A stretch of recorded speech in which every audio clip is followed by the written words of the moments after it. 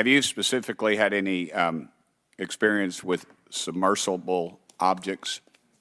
Sir, I've no personal experience, but I've had witnesses on submarines come to me and say they've seen on sonar data. One instance that was revealed to me was in the 80s on a nuclear-powered submarine, a ballistic missile submarine, that the object exhibited the characteristics of a Russian torpedo in terms of its speed of movement and closing rate with the submarine, and then it slowed and followed the submarine slowly in its wake for a period of minutes, and then rapidly exited the scene. And nothing that we know of and technology-wise could replicate that. And the speed of these objects was faster than anything that we have or anybody else has that would be manned. Is that correct?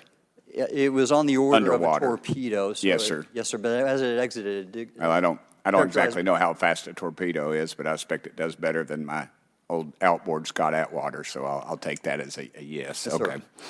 sir. Have you experienced any experience with the All-Domain Anomaly Resolution Office, ARROW? Yes, Congressman, as I mentioned previously, I have met with them. Okay.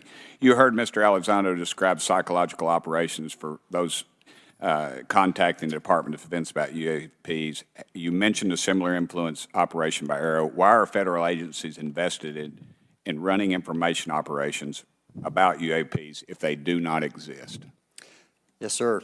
But I'll make a statement on ARROW's behalf. They have new leadership. The office has reached out to me to meet again, and I take that as a good faith effort, and we'll see where that goes. Thank you. Chair Lady, I've run over. Thank you. Thank you, Mr. Tennessee. I would now like to recognize Mr. Higgins.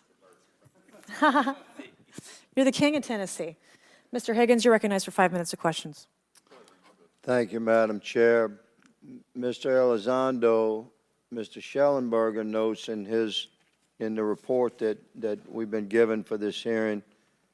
I believe, Mr. Schellenberger, let me shift you with the author of this report. I'm sorry, sir. I'm not the author Mr. of... Schellenberger, were you the author of this report? No, I was no not. name on it. No. Do you know the author? I do. You do. And how would you estimate that madam or gentleman, the author? The person is a current or former U.S. government employee.